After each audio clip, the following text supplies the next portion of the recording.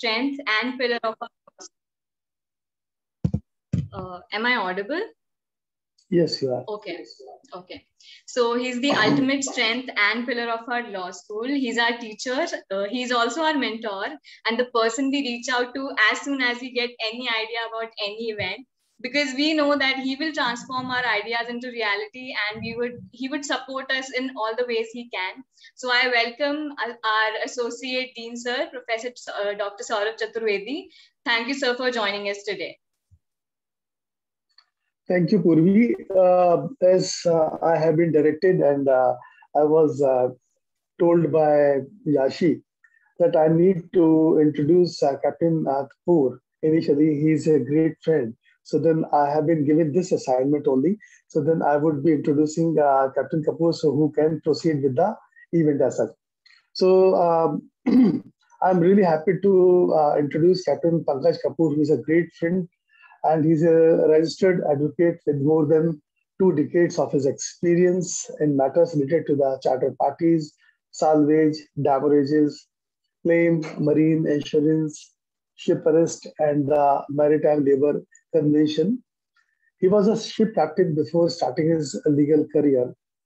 He is currently a senior partner in India Law Office, LLP, where he heads the maritime law practices. Captain Kapoor has been a Bachelor of Law, and he also holds BSc Nautical Science, and also he is a postgraduate diploma in Maritime Law.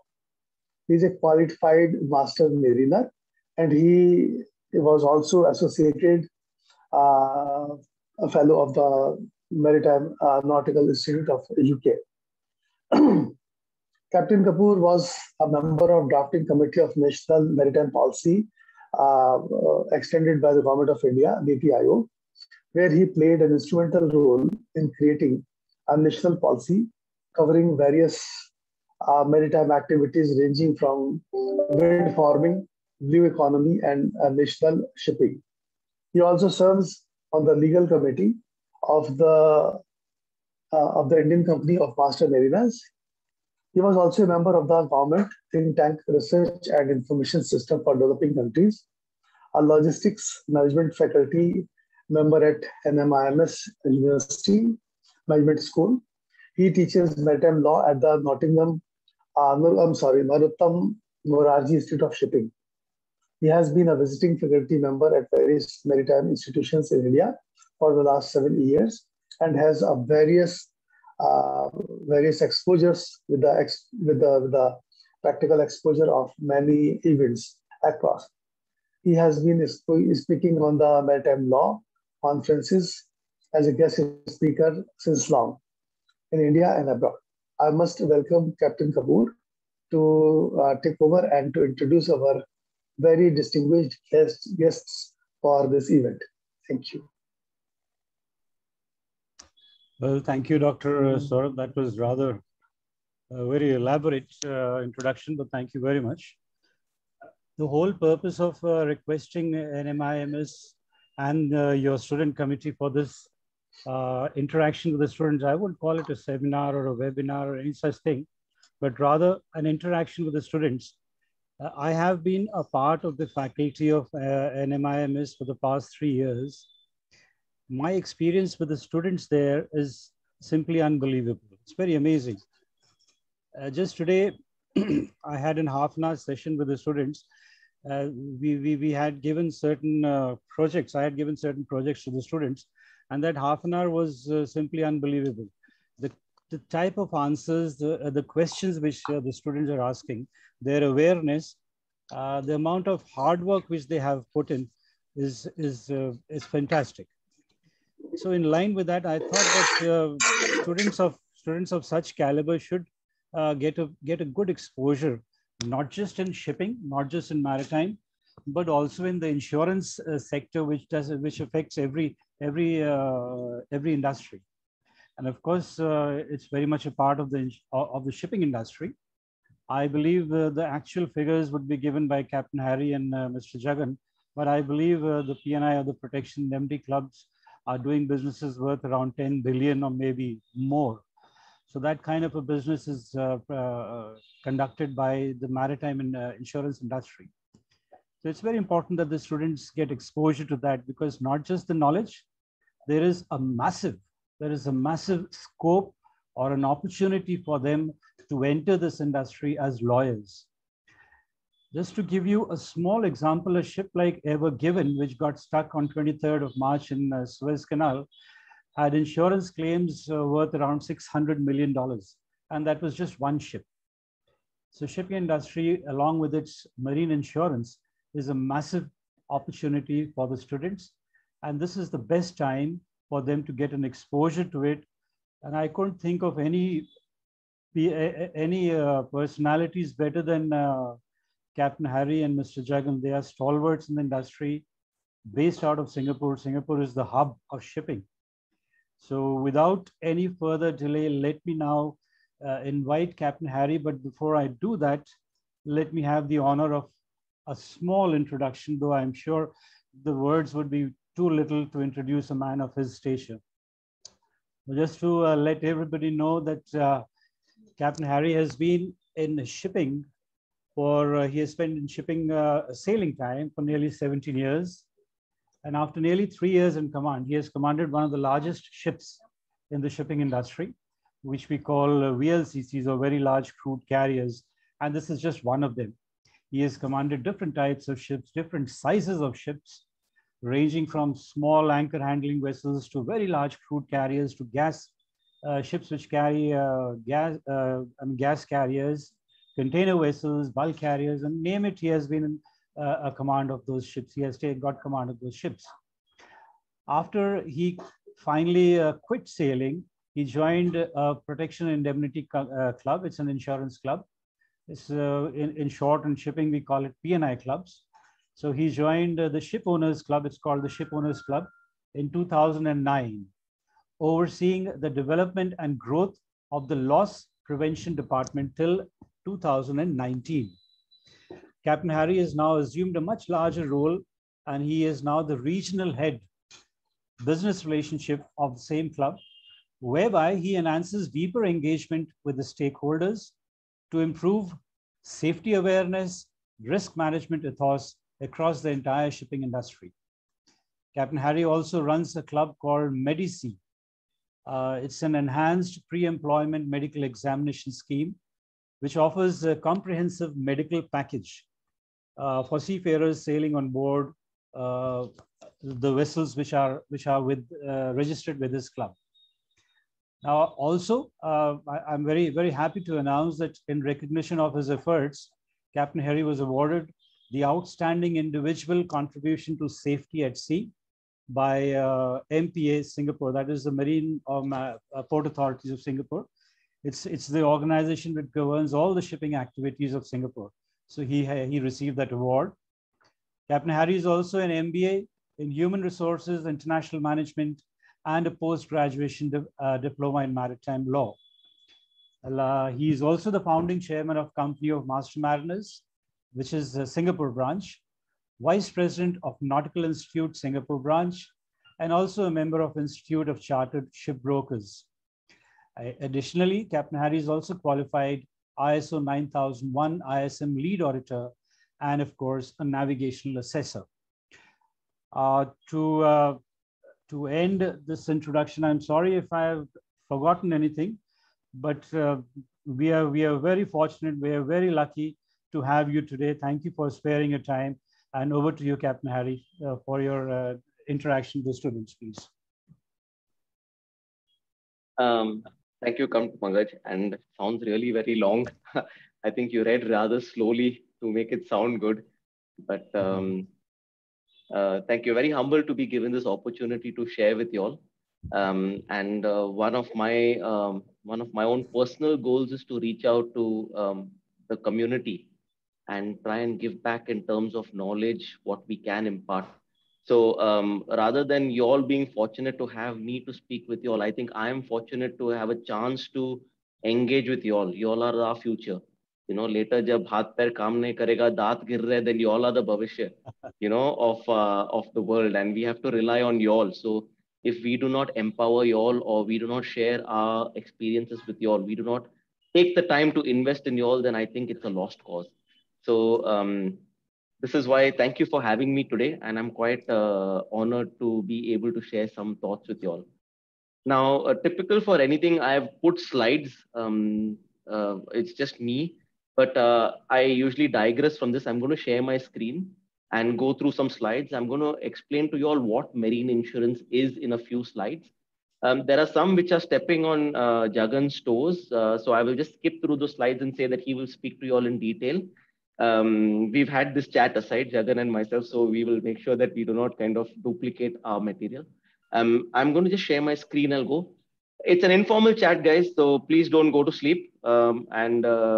If anything, just unmute yourself, although Yashi holds the reins, and just ask. Don't wait for too long. If there is something that needs to go to the end, I'm sure Pankaj would then moderate it and say we can put this towards the end. But I'm happy at any time to be stopped. Yes, so I'll just start sharing my screen. Yes, sir. Until sir starts sharing, anyone who has questions, they could put it in the chat box, raise their hands if they feel like unmuting and speaking, and just keep it short, precise, and what you actually want to ask. Thank you so much, sir. You could go ahead. Right. Can you all see my first slide then? Okay, brilliant. Right, so this is just the introductory slide. Okay, I'll jump straight into the types of marine insurance cover. There are many types of insurances which affect shipping. And I'm from P&I, like what Captain Pankaj just said, that is protection and indemnity. I put that on the last slide. But one of the main aspects is also hull and machinery, which would be covered by Jagan. So basically, it's ship and own machinery, etc., is covered by hull and machinery. I won't go too much into that. There is something else called cargo insurance, which although P&I does provide some cargo insurance, it is also, you have separate cargo insurance covers in the market. I won't dwell too much on this because I don't want to steal Jagan's thunder.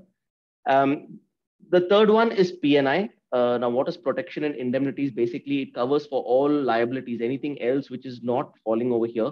The bulk of it is covered by protection and indemnity. So basically, cargo, seamen, I should say seafarers now, because it is gender discrimination to say seamen, but seafarers, passengers, pollution, property damage, wreck removal. You can see over there on the bottom left, they're actually evacuating a seafarer from the deck of a vessel. So there's property damage when you bang the jetties or other buoys or something else. So any third-party claims which come to the ship owner is actually a P&I thing. And whereas the other things are generally for your own vessel, H&M is generally for your own vessel and own cargo. There are also other new insurance covers in the market. There are a lot of small insurance covers to cover each and every loophole, but some of them are not significant. But nowadays, I'm sure most of you all have seen Captain Phillip and all that. It's very excellent movies taken over there. Tom Hanks has done an excellent job. But you also have something called kidnap and ransom cover. Now, kidnap and ransom generally within the terms of insurance is a facilitation payment. And that comes as an illegal payment. It is not looked at as a legal payment. Hence, since it's deemed illegal within the rules of the compliance world, kidnap and ransom is not something that can be reimbursed by a club. It's against the rules. So you can actually buy something like a KNR cover, but it's damn expensive, trust me. Jagan, you may have something to share on KNR more than this probably. So I'll leave it for you because I don't have too much interaction since we don't deal in KNR. Again, so I'll just dive directly into what is P&I insurance. Protection and indemnity is basically comprehensive third-party liability. So like I said, whenever there is a marine claim, there are two types of liabilities. One is your own liabilities, your own property damage, etc. And then one is what are the third-party claims. So the third-party claims is what protection and indemnity is all about. It is separate from H&M and people risk, whether it's crew or passengers. So if the crew fall ill, etc., or if your passengers on board fall ill, etc., it is generally under P&I. Collision liabilities, in case two ships bang each other. Of course, your own damage is what your hull and machinery takes care of, but your third party, the other property damage of the other ship and other liabilities is what P&I takes care of. Damage or loss of properties, you could be hitting the floating buoys, you could be hitting other vessels, FFOs, we call them, fixed and floating objects. Towage liabilities, you see so many tug and barges over there. So this also is under towage liabilities. Wreck removal liabilities. So now that's very important because most of the ports nowadays expect you when as a ship owner, when you're bringing your ship in, you have to have that in your P&I certificate that the club is going to be removing your wreck, because the ports are very concerned if any of your vessels sink in the middle of your harbor, then entire port gets stopped. It's going to be very expensive to remove that ship, that wreck. So who's going to remove that wreck? So they want somebody to have an undertaking, which is generally the P&I club, because the P&I clubs are extremely rich. And I will come back. I don't have a slide, but in the discussions, general discussions, I can tell you where the money comes from and how the money is disbursed, etc. That's basically on reinsurance, etc. But very generally, I won't go into too much detail. Cargo liabilities as a third party, as long as it's bound by a contract of carriage.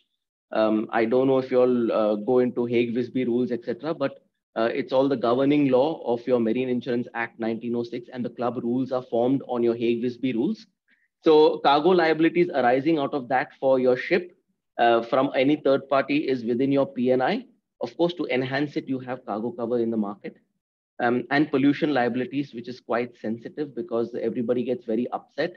Generally, when there's a pollution, you would see all, they would show the marine life soaked in oil. Sometimes you would see albatross and all in Chennai Harbor, but we know that there are no albatrosses in Chennai Harbor, but still they manage to get them, dunk them in oil and make sensation in the media.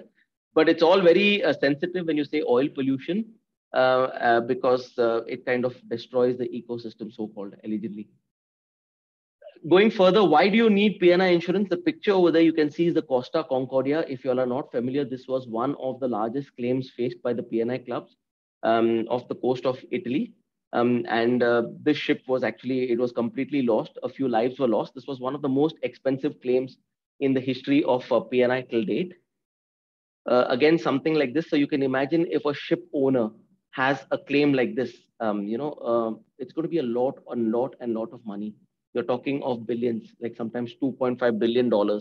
I don't think a ship owner, even if he sells all his ships, would not be able to actually pay for that. They would go bankrupt.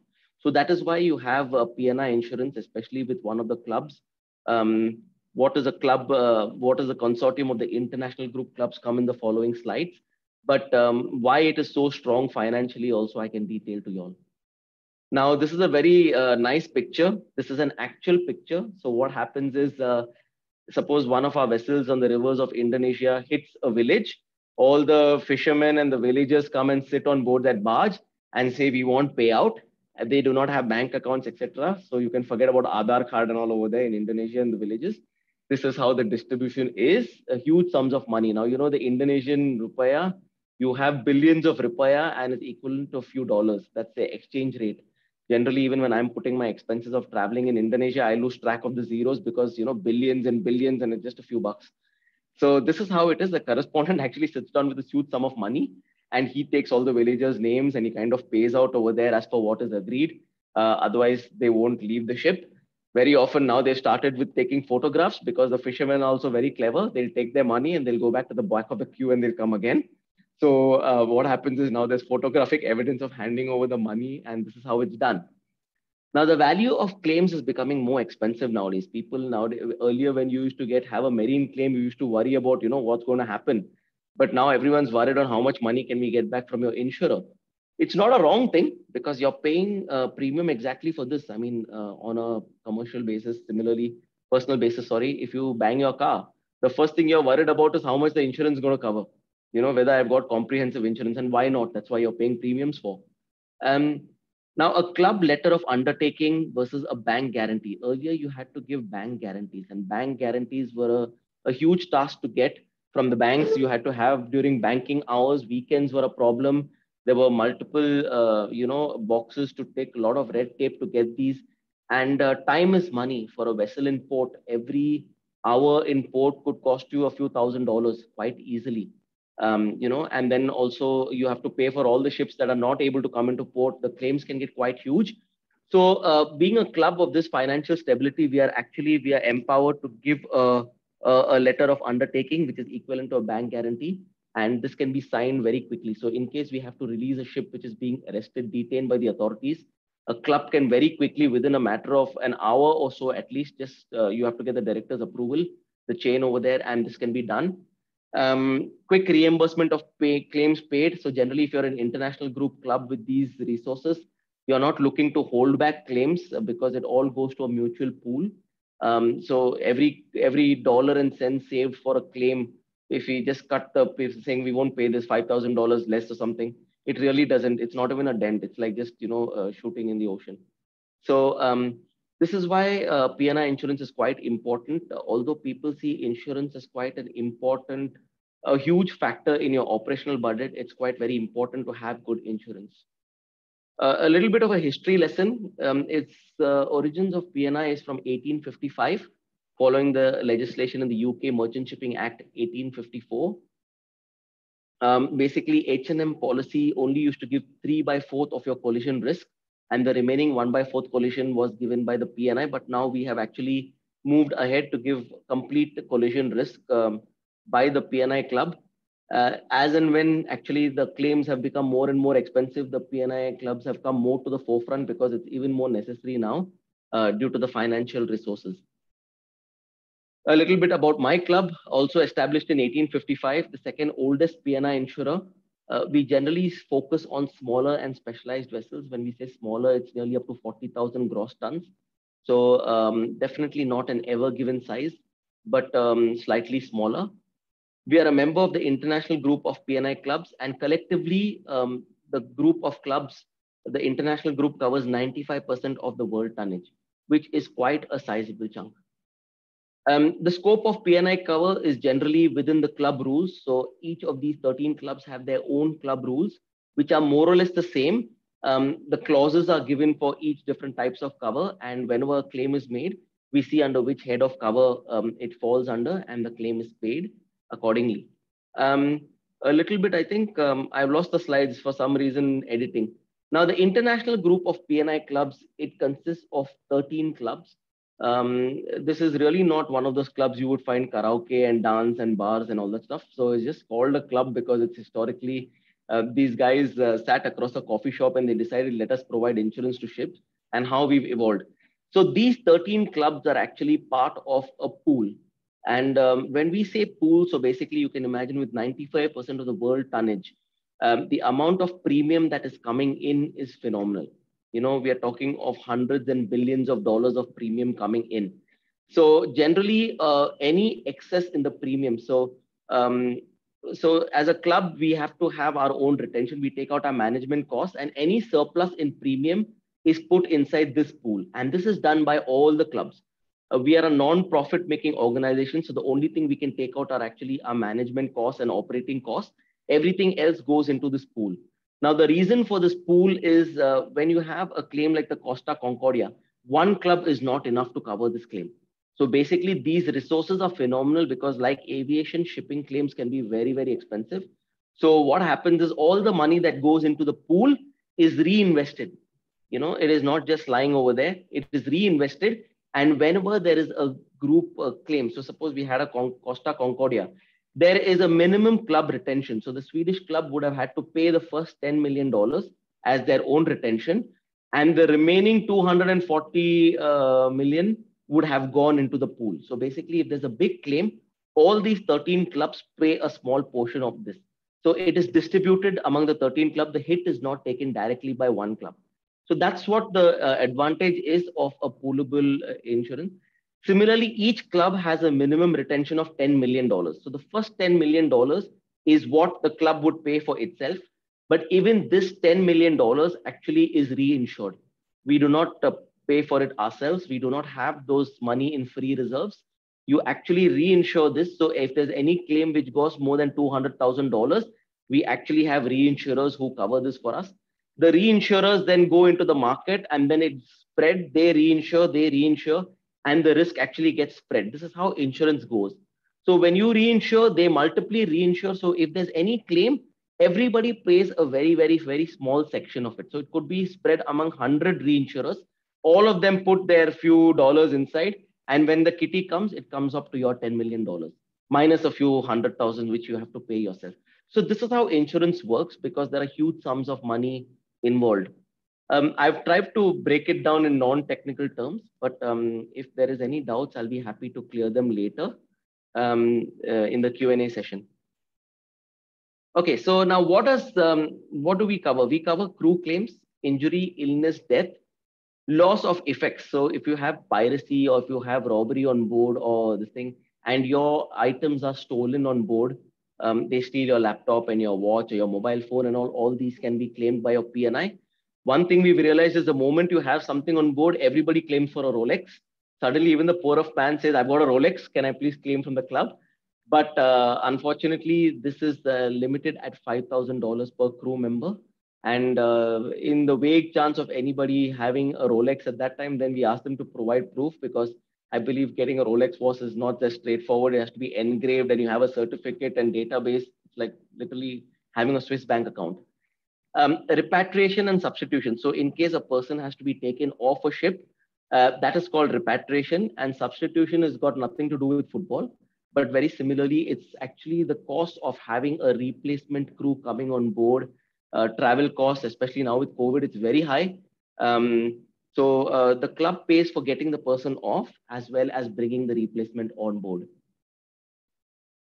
Collision, now the liability from damage done to the other vessels. So your own hole in your ship is not what your P&I club pays for, but it may pay for the hole in the other ship in liaison with their own hull and machinery insurance.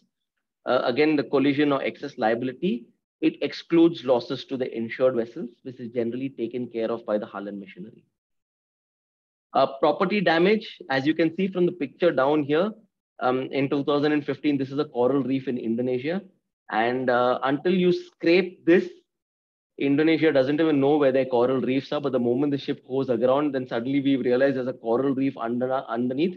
And this is very expensive. This costs even, I think it's more expensive than plutonium or something.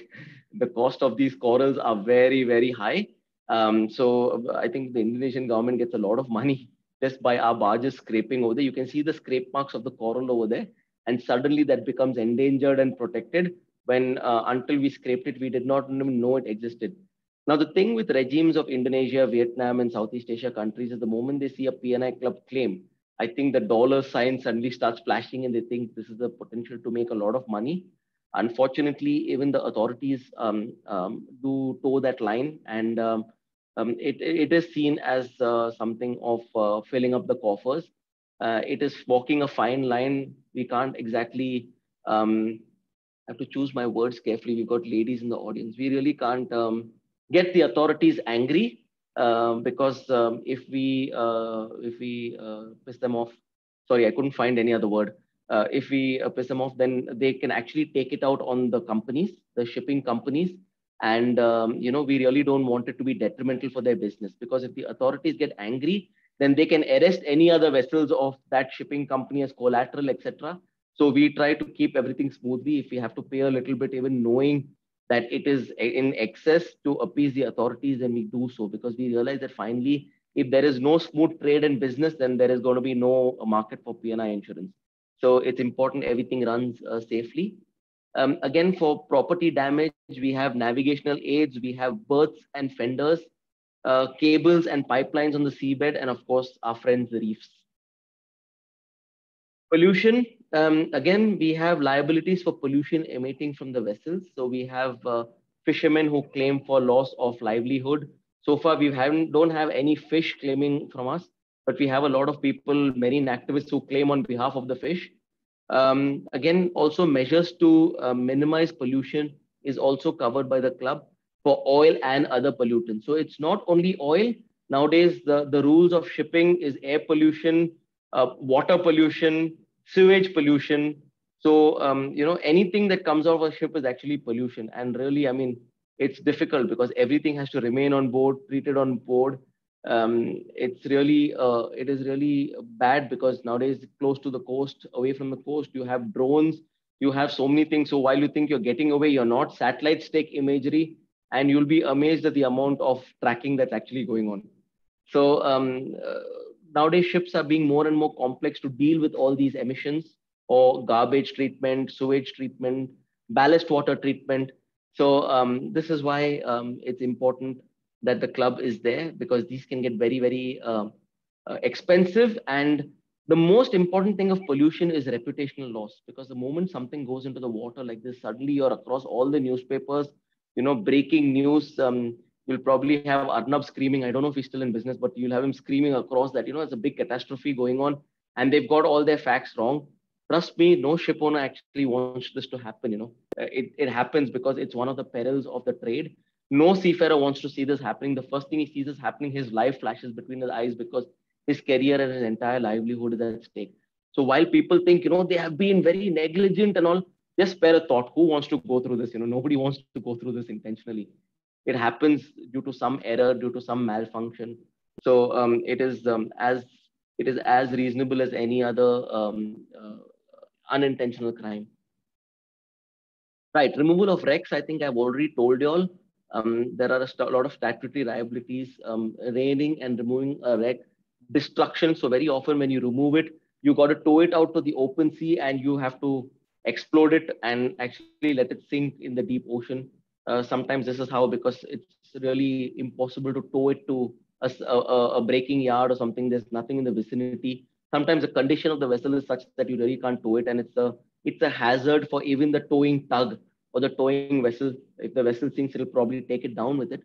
So we actually have to sometimes destroy the wreck. I'm going to skip the last part of a declaration of a CTL and a notice of removal, etc., because it'll get quite complicated. Probably if you all delve in maritime law, then you all can get Pankaj. I'm sure it's a very exciting topic when you go into general average, but I think it's a lecture by itself. Cargo, again, loss, shortage, damage of cargo. So when the Ever Given, which I'll use the Ever Given because I think everyone was following this recently. When the Ever Given on board, you can imagine the amount of cargo which must have perished, which must have been delayed, the amount of claims that would have come in over there. So a lot of that would have been covered by a P&I club. In containerized cargo, there's a lot of it which are excluded by a P&I club also. And that would have had to have private insurance. Generally, in that kind of cargo, you take separate cargo insurance, which Jagan would cover. But if you do not have insurance for that, trust me, it can be a very, very nasty claim. Claims handling. So for you all budding lawyers, I think one of the main things you all would be wonder is, where would you all figure out in a P&I club? What are you all going to come as? Generally, you all will be claims handlers. We need lawyers actually to become claims handlers, because you all have to know the law. People like me in the club talk nuts and bolts, and probably how we had beer with a lot of people in a port. We have a lot of stories, but we can't handle the claims because we are not thorough lawyers. And this is where you all will be expected to fill the void. One thing about, I'll just briefly run you all through how the claims process works. One most important thing is prompt notification. Rule 8 of our rule book says is the ship must, the ship or the owners must promptly notify the club. So very often you may have a small event and you may think, yeah, this is not going to happen, into a claim. It's just something, why to tell the club? But that's counterproductive to you all, because that thing can actually, somebody wants to make a buck later under whatever pressure, they'll bring a claim 6 months later. Now, most of these claims are usually time barred for 2 years, plus and minus in various circumstances, but generally it's about 2 years. So in the next 2 years, if you've had a scrape or you've scraped somebody, that person can actually bring a claim. Now, if he brings it 1 year down the line and he shows evidence that this thing happened, and in 1 year, your entire crew has changed, everybody's changed, they are not with the company anymore, they cannot be traced anyway. Your owner is going to have no clue what happened, and you're going to have absolutely nothing to refute or defend yourself. So that's why we encourage our ships and owners, if you have the minimum amount, even if you think it's going to be a claim, just let the club know. We'll open a file. We'll take whatever evidence there is at that pertinent time, logbook entries, etc., statements, and we'll keep it in our file. You never know in the next 2 years when it's going to be enough, because these people are very clever. They'll come 1 year, 1.5 years later when they know all the people have changed, and they'll bring it at a time to where it'll be quite difficult to defend yourself. They will bring it in the nth hour, and then just within 2 years they'll bring it in 1 year and 9 months or 10 months, etc. So that's why it's important to notify every claim, and we encourage everybody to give whatever evidence they can at that time. We do not go to every port and handle this claim. So we have club correspondents. So in every port around the world, we have got one law firm or a correspondent who assumes that role. Now, these people have people who basically, if your ship is in a port, then you can directly reach out to that correspondent in that port. It'll be a local call and say, I'm this ship. So he will quickly check that the vessel is entered with us. He will respond immediately. You don't really have to wonder whether Captain Hari or Jagan are sleeping in Singapore and it's night or day over there. Are they having breakfast? Is his wife sent him to go and pick up the children? You don't have to worry about all that. Just call the correspondent. That correspondent will respond on the behalf of the club and he will inform the club that this is your entered vessel. They've contacted us. We are responding. It's very important because nowadays the amount of people, like literally they swarm like locusts on the captain. They put all emotional, physical, all sort of pressure, and he's but a human being, you know, although you like to think like Popeye, he eats spinach, he can fight with everyone. He can't. He's a human being, you know, and when everybody piles on you, as it is, you had a major ground shattering event like this, you're panicking. And then everybody comes and says, I'm representing you and this thing, that thing, threatening you. The correspondent will come. He will just shoulder everything. He will become that wall between the captain and the outside world. He'll say, Captain, step back. You know, I'll take care of everything. He will advise. He knows the local people. He knows the local laws. He knows what has to be done. They're trained lawyers, etc. And he will let the captain collect his thoughts and he will guide him. Final decision is definitely the captain's. But very often, to give you an example, they will come on board. You know, the moment an event happens, they will say, I'm the PNI club surveyor. The poor captain will allow him on board saying, yeah, PNI club surveyor, he's our guy, etc. And then he will give all the data. He will let him do everything, assist him. Later, he will find out that he is not your PNI club surveyor. He's the PNI club surveyor of the opponent. And actually, that fellow did not give the truth and you have this thing. So it's very important that you have to filter who comes on board, because people do this, you know. I mean, it's not wrong. The captain let me out and gave me all the data. So he was just not entirely truthful. So the correspondent will come. He will do the filtering to see who this person represents. He is the right person, etc. So that's very important. There's a lot of fraudulent practices which mislead the captain. And it's important that this fellow is actually on a clear mind, gives him all the support. He will tell the captain what to sign, what not to sign, what letters of protest you can give, what is acceptable, what is not acceptable. So basically, he will shoulder the entire responsibility. At the same time, he will also be in contact with the claims handler in the club, aka one of you all probably could be sitting in that role. And these people, the club has the entire overview of how the club functions. You know, they have the entire purview, what is allowable, what is not. And they will guide and they will give the concurrence to the correspondent to act or not. Anything which requires any decision making of a certain level about the remit, then it is always bounced off and the approval is given by the club. Clubs usually operate that we have 24/7 coverage. If the claims handler is sleeping here, then they have an emergency line. Somebody will answer that emergency line. If not, London office is open when Singapore office is closed. Otherwise, the correspondent is always available.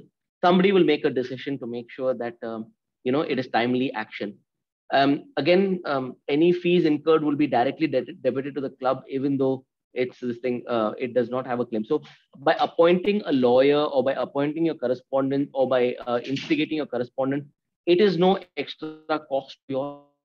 It is actually within the premium you all pay. So although captains hesitate to contact the correspondent thinking, oh, it'll add to expenses and cost, it does not. That is a misconception. We encourage everybody to contact the club and the correspondence as far as possible, as early as possible. So this is how it is. We've got our members, the ship owners, we refer to them as members. They can liaise with the correspondents. And then we have expert lawyers like Jagan who come into the picture, or maybe salvage experts, or whatever the field is. Sometimes if you hit a jetty, then you need a person who's an expert in that. We have our insurance brokers who, if they are broke, the members who go through the brokers to get their insurance, same like how we do for our car insurance. We have the middle person over there. The lawyers are there. The experts are there. And the club is overall in between this. So we haven't put the club in the picture here, but generally, this is the chain of everybody corresponding. It's a collaborative exercise. I've already said this. So this is how the chain is. I've got ahead of my slides. Again, points to take away. The club is always there to minimize claims and pay for claims. The PNI clubs do not look for reasons, especially these group clubs do not look for reasons for saving a few $1,000 here and there, because it's literally peanuts. Just small fry, anything less than $50,000, we think it's a waste of time to actually get into the claim. Just we manage to pay it off. Crew claims, especially, we are very sympathetic. We make sure that if there's a crew claim, and even if the members be naughty, we try our best to go out of cover and pay that claim, because we don't want the families to suffer. I think we've already said the notification is very important. In an emergency, just contact the correspondent directly. Again, cases are won and lost on evidence, and it's very important preserving evidence. And again, we encourage them to feel free to use our in-house resources and expertise, because it's already paid for in the premium. They are not added hidden costs that come to the forefront. That was my last slide. I'll stop sharing my screen now, although I put that last slide as any questions. I would leave it to the moderator to say whether we take it now or is Jagan's floor.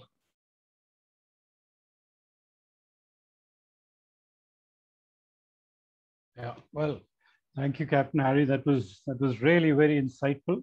Thanks a lot. I'm sure students had a lot of takeaways from this, and they must be encouraged. The figures which you gave, I'm sure they must be encouraged to become future lawyers in marine insurance. Adding a little lighter note, you did speak about pollution from the ships. Well, that's a massive claim. Just to give you a little example of what happened with me once, we were on a ship. I was a captain of the ship. We were discharging in Goa. We were discharging diesel oil in Goa, and around 8 o'clock in the night, my wife called me on the ship's telephone and said that you people, your ship is all over the news. It's on Z News. It's on Times Now. It's on every news channel in the country. And incidentally, as a master, as a captain, I was not aware of it. Everybody in the whole country was aware of my ship, but the captain was not aware of it. And we were delivering it to one of the oil companies in India. Even they were not aware of it, that our ship was on the television. What really happened was this pipeline, which went from our ship to the storage tank, was around 8 kilometers. So after about 6 kilometers, for about 500 meters, it went under the water and then into the shore tanks. So that section of the pipeline which was under the water had started leaking. The local fishermen saw it. They called their MLA, the local MLA, and without even asking us, the captain, or the receivers, that is the Indian Oil Company, they immediately called the media. So the whole world knew except me and the receiver. So it is that serious a problem. And by the way, I was arrested by Goa police for that pollution, for something which I was not aware of. But then I wish that time I had people like Jagan or people like you to give me help. So without any further delay, I'm going to hand over to Mr. Jagan, because he's the one who is doing all this insurance. Let me, for the benefit of the students, let me just give a small introduction of Mr. Jagan. Well, we lovingly call him Muthu, but his actual name is Mr. Muthu Jagannath. He's a very well-known and respected shipping professional, based, of course, out of Singapore, dabbling in marine insurance and dispute resolution. The second one is more important for people like me. Resolution, this is a dispute resolution. Now, as a shipping professional, he's involved in dealing with various types of claims. Additionally, he is also a tutor. Oh, this is something very interesting, that he's also a tutor at the Singapore branch of Institute of Chartered Ship Brokers. He has been very actively involved in arbitration. I'm sure this is something which a lot of students are going to benefit. I would request Mr. Jagan to please give a little detailed thing of international arbitration. A lot of students will be interested in that. So continuing with that, he has been very actively involved in arbitration, both as a party appointed representative and also as an independent arbitrator since 2015. Now, he holds his master's degrees in maritime law from University of London.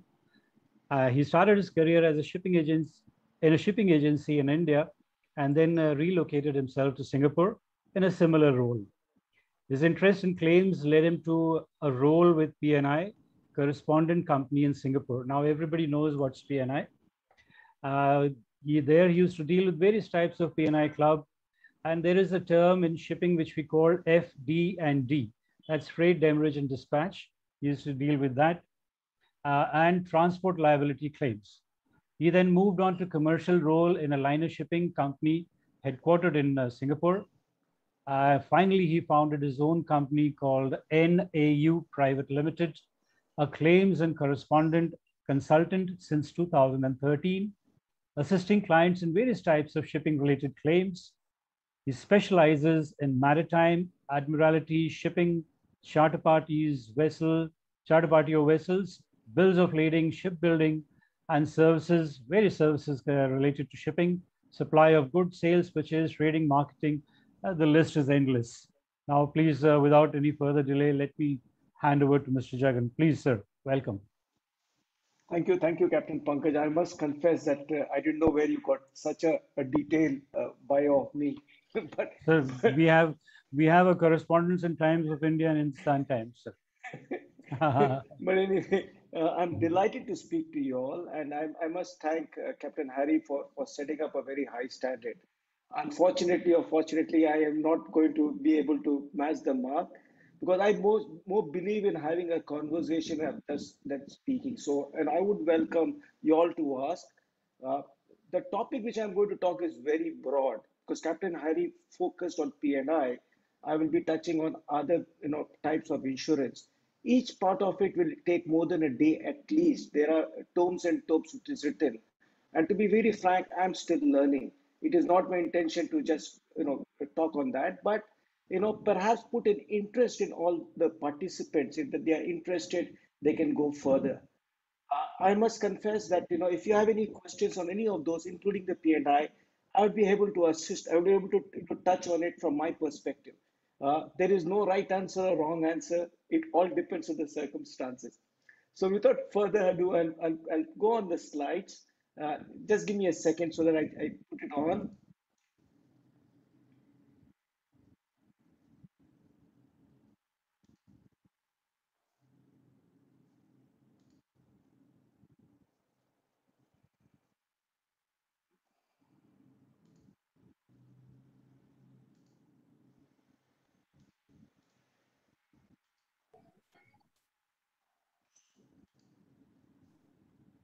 Yeah, so we can see your slides.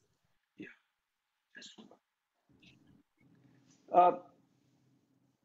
So Captain Harry has talked on P&I. I will not touch on that. I was, basically what happens, P&I and FD&D are generally married to each other. They generally have a cover P&I clubs do give on that, which is basically on disputes. So there is a cover which is also given to owners or charterers, because don't forget that the world is very litigious. People make a living out of it. I make a living if people have disputes. It's unfortunate. That's how I make my bread and butter. But if you have to do it, to engage a lawyer, it is pretty expensive. So the way you do it is you take insurance on that. The final point is, sometimes you have dispute which is also covered under the P&I and FD&D. If it is covered under the P&I club will pay the bill. It is only those aspects which are purely contractual disputes, which does not have a P&I component, which will go into FD&D. So if you have a dispute with a counterparty, a bill of lading, someone is not paying you freight, there is no liability. It's just that you're not getting your freight. That comes to an FD&D cover. Uh, Although people try to scrounge, it is like the proof of the pudding is in eating. My recommendation is, there are two professions which always does well.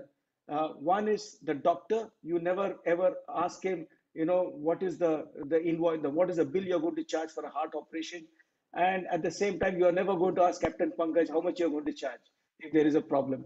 So I'm not saying, but generally fighting a dispute is very expensive. So it might be well worth for everyone to consider it. I don't think it is expensive because, like what Captain Harry is talking about, is pooling. When you do, when you have a club, a mutual club, or a club which is taking a premium, they put it in a big pot and they try to work out a premium which is workable. So, on the premise that not everyone will claim, there will be some claims and they will be able to deal with it. So FD&D is more to disputes. If there is a dispute related to something which is on the P&I, the P&I will take it. But there would be disputes in your contract. So that's where the FD&D cover is there. Generally, there is, in the P&I rules, they have an extension FD&D. So otherwise, you can take it separately. I'm actually going to be focusing on other types of cover, property cover, the earnings cover, the intermediaries. I must confess that I have missed out on the kidnap and ransom. So what I will do is once I finish the presentation, I'll touch on the kidnap and ransom and why it is also important. Yes. So if you look at marine insurance, it actually started with cargo. A lot of people used to go and sail, and they, people who had no work or their princes and royals, they used to go and it was an adventure basically. So they used to make money. What is good out here might be of no value somewhere else, and vice versa. If you go to Africa with beads, round beads, hundreds of years back, it had a value. Whereas diamonds might not have had so much value, but it was easily found there. So it's a question of finding the right thing in right place. So people used to go and trade. And shipping is inherently risky. And I must confess, marine insurance has developed trade because they have given the cover, so to say, so that if something goes wrong, the people interested do not go bust, so to say. So people who load cargo, they actually, that is the value of the cargo. So when you load cargo, you are actually contracting with the ship owner on the basis of a bill of lading or a similar document or similar contract. And you generally find that the contract provides for some exclusions and limitations of liability. So if you could perhaps pursue the carrier, which in case like Captain Harry's members, so to say, but you would find that there is a gap, and invariably the gap is so huge that if the cargo is uninsured, he finds that there's a big hole. So cargo should take some sort of a cover for property. Again, for the hull, these are property covers in which it has to be the property has to be damaged. Hull is also pretty valuable, at least in the present market, at least for container ships, for bulk ships, not for the oil tankers. They are not doing well, but other vessels are doing pretty well. The freight rates have gone up. When the freight rates go up, the hull values also go up. So if a ship sinks, for example, recently you had this Express Pearl, the value of the vessel is only about 35 odd million. But to an owner who invests on 35 odd million on that vessel, it is lost that vessel. And then there is an earning capacity in the sense that owner is interested in a ship to continue to move.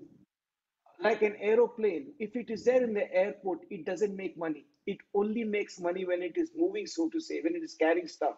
So the mantra is, I need my ship to get out as fast as possible. I think 20, 30 years back, master mariners or captains had a nice time in which they could travel around the port, because the port, operations used to take a few weeks at least to load and discharge. But nowadays, sadly, it is not, it is done much more faster because owners are under pressure to turn it around and move it faster. So then you have an earnings cover. And there are basically two types of cover, which is there. One is a freight insurance, one is a loss of hire. Freight, if you really look at it under common law, freight is actually earned on right and true delivery. So if you deliver the freight, then you deliver the cargo, you are entitled to freight. But invariably, this allocation of risk is transferred contractually. So you would generally find that for dry cargo in container vessels, the risk of freight is transferred to the cargo interest, which means that the freight is earned on loading. In some, trades, especially the oil trades, freight is still on right and true delivery, and that's when someone who's involved in the freighting of cargo of oil would perhaps say the exposure is so much on the freight, I would like to take freight insurance. Then you have got this loss of hire, in which owner is giving his vessel on charter to a charterer. The time charterer is entitled to offer the vessel if the vessel is unable to perform as provided in the charter party. If there are some average incidents, average basically means a loss, in archaic language, so to say.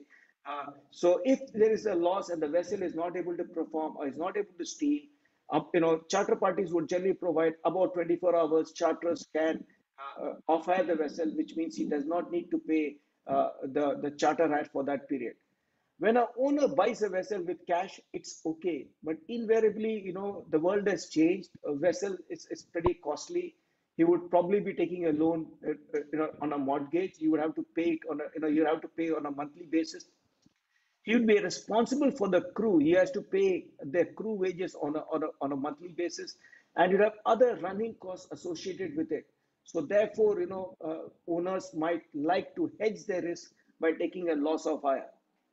And the last is a lot of intermediaries. You have NVOCCs, freight forwarders, ports and terminals, uh, agents, surveyors, adjusters like me, consultants. If you have a problem, people can sue us, because ultimately, when you go to a lawyer, there are two ways to shoot. One is you shoot with a rifle or you shoot with a gun. There's a difference. In a rifle, when you shoot, it is ek goli, ek dushman. But in a gun, when you shoot, when you do duck hunting, the pellets go in a parabola. So whoever is there in the parabola is affected, so to say. So when you have a claim, and you would probably find, the consultant or the lawyers engaged by the P&I club saying, listen, we are going to sue the charterer, we are going to sue the surveyor, we are going to sue the cargo interest. And you have a parabola there hoping that one pellet would actually hit on somebody so that you can try and recover something. Sound strategy, but what happens is the other side might not like it, but that's the way we live it. So you need to also have a cover for a professional indemnity cover, that's a PI cover for agents and other people giving professional services. So these are the basics which are there. And when you talk about marine insurance, there has to be some connection with water, some connection, going internationally, and that's how it works. Basically, two types of cover. One is all risk and named perils. The main difference between all risk is everything is covered except for what is excluded under the policy. If you look at ICCA, it's an all risk policy, all risks of loss of or damage to cargo. That means if you can show that there was a risk, it should not be a certainty. As long as you can show that it happened by chance, by fortuity, it is covered. An adjuster will then look, is there any exclusion in the policy which actually overrides the positive cover? Exclusions, as far as English policy is concerned, overrides positive cover. So there are three types of risk. One is, included risk, one is excluded risk, and one is cover which is not, provided for. So when you have a loss which is happening by a combination of two, excluded and included, excluded trumps, and therefore there is no cover. Whereas included and not provided for, then the cover is there. So an all risk policy is one type of cover. The other one is named perils. In order for someone to claim under a named perils policy, the loss has to be one of the perils listed in the policy. The P&I policy is a named perils policy. The ICC B and C is a named perils policy. If you look at the hull policy, the only policy which I have seen is an all risk policy is the NMIP, the Norwegian Marine Insurance Plan. But all other programs are on named perils. Which is better? In the English market, they feel, at least on the hull, they feel that a named perils is better because you are able to know what exactly you want. Each of us come from a different background, different, system of law. So I will not say what is better or not. It is best for you to map and decide, because even if you have an all risk policy, if an insurer is unhappy with some sort of cover, what he will do is he will put an exclusion to override the positive cover. And that's how he deals with it. So you need to look at both. What is the perils covered? Is it an all risk or a named perils? And then you have to look at exclusions. If you look at property covers like cargo and hull, they also have some liability exposure. Captain Hari talked about RDC. Yes, traditionally what happened is the hull insurers were reluctant to give 4x4 RDC. And that was the reason, one of the reasons why P and I joined together, merged to become a protection and indemnity club. So 1/4 is to be taken by the P&I club, and 3/4 is to be retained by a hull insurer. I am aware that P&I insurers give 4x4. At the same time, hull insurers also give 4x4. I have been involved in a case in which there was double insurance. You had a P&I insurer which gave 4x4, and you also gave a hull insurer which gave 4x4. It was chaotic. I'll probably leave it in the question and answers if you have time to touch about it. because both policies, have a double insurance clause. If there is any other cover available in any other policy, that would be the primary cover, and we will not cover it. So the question is, how do you adjust it? It's something which you need to use common sense. You need to go to an adjuster and do it. But the complexity comes is because the covers are of different laws. The hull cover is not necessarily of English law. The P&I cover, majority of the IG P&I clubs use English law. But if you go to the Japan club, they use Japanese law. If you use the American club, they use American law. So the system of law will also have differences. It is not the same. Yes. So the liability exposure, as far as the hull policy, you have the RDC cover. One point, if you do not take RDC from hull, my understanding is you do not get a discount insofar as the premium is concerned. Traditionally, hull policies give you 3/4 RDC. You need to check with the broker. I don't do broking. But when I was having a drink with a broker, I asked this question. If I don't take the RDC cover from hull, do I get a discount? I have not heard anyone saying I'll give you a discount, by not taking the hull cover. I'll be happy, if someone says, and that would be an incentive to look at from that perspective.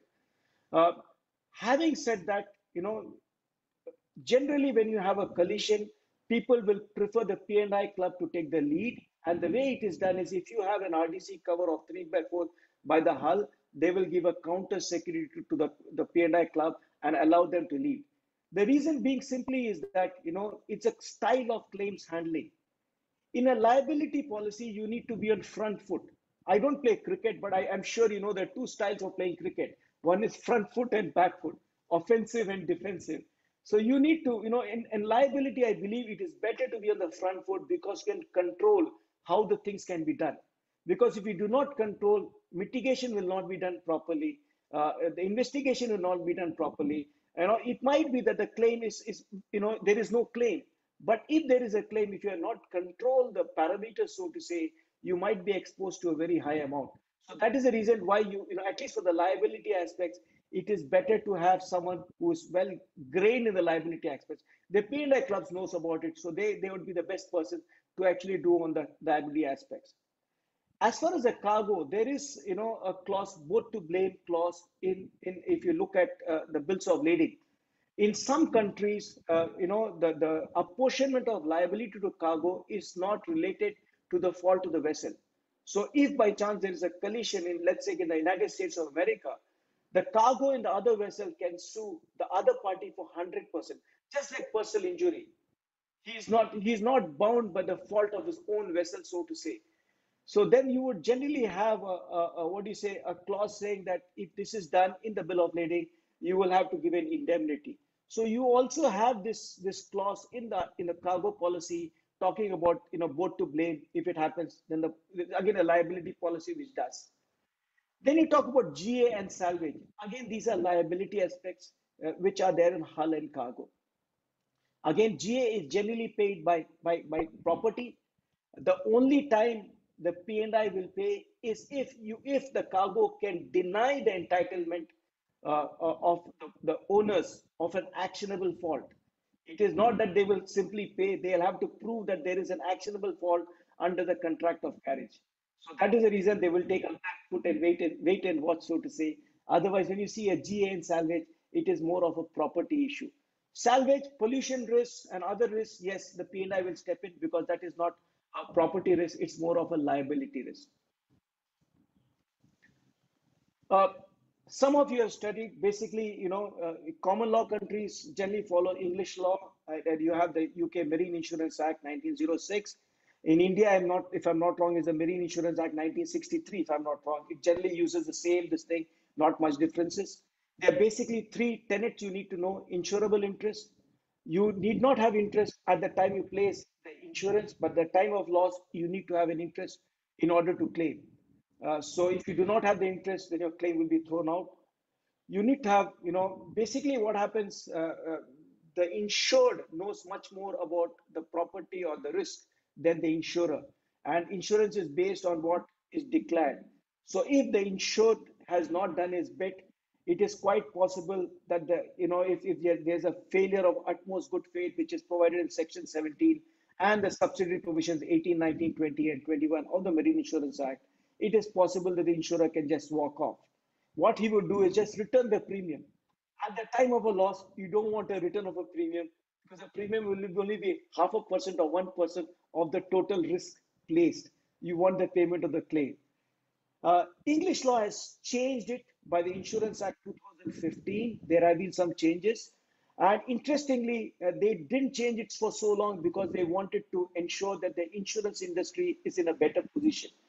You have to understand that countries make laws to try and promote business, not what is right and wrong. Yes. So we will touch on that again on a day, which is a different day. If you think that is good for you, you will make laws which are good for your citizens or for your companies. UK felt that it is good for their insurance company, so they made this law. US had actually moved much ahead. US also follows, they also have a similar act, but they have followed, and it is much more, I think, fairer to the cargo interest. The third is indemnity. Generally, under law, you cannot make profit on a loss. But if you have, a valued policy, that is a value which has been agreed at the beginning of the term. You are entitled for it, even if it is much more than of higher value than the property at risk. And the reason being is when the property, let's give the example of Express Pearl, it's sad. It is only 25 or 30 million, correct? But the owner has lost a revenue earning generator for 1 month or 2 months. So when he takes a total loss cover, he factors this also. So generally you will find that you will, at the total loss, they will generally take a bit more so that he can actually consider and mop up these additional clauses which are there. In order for you to claim, you need to look at the proximate cause. Leland shipping is a case in English law. I think when you will study, you will probably go through it. Basically, you need to look on a common sense, what was the effective cause of loss? It need not be the last cause. As long as the effective cause is one of the listed named perils, you are entitled to seek an indemnity under the terms of the policy. So when there is a loss, the example is, let's say, wet damage or water damage is not covered under your policy, but fire is covered, and your cargo has been damaged because there was a fire and they started putting water or they flooded the hold. So then what happened is the effective cause was actually the fire, not the water. If there was no fire, then the water would not have been thrown inside. So this is how an adjuster should or would look at it to try and see whether the proximate cause of loss is something listed in the policy. There is actually a duty under common law and also under Section 78(4) of the Marine Insurance Act that you must mitigate your loss. Yes, that is basically known as a sue and labor clause. Even if there is no sue and labor clause in your marine insurance policies, if it provides for English law or any other common law jurisdictions, you have a duty to mitigate your loss. This cost is covered under your basic indemnity.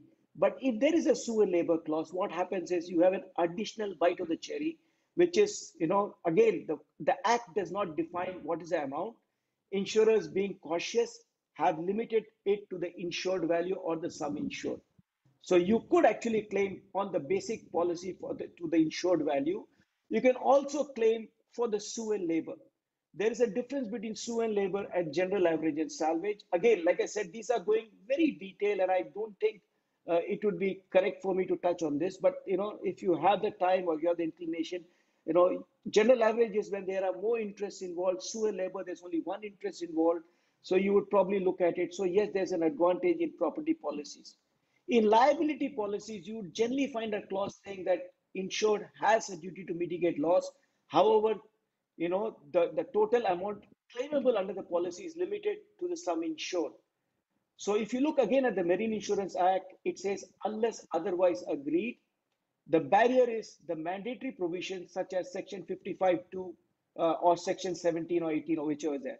So barring the mandatory provisions, you could actually contractually agree on something else. So insurers can protect their position. And that's what you would find in P&I policies and liability policies, which says, listen, you're not going to get an additional bite of a cherry for sue and labor. Cargo under the English policies, you generally find ICC 1182, A, B, and C, again, and 1109. The 1109 is the latest one. My understanding is the latest one is much better. There are some differences, but in some markets, they don't give you the 1109 unless you specifically ask for it. There is no additional premium sought for 1109, but you need to ask for it.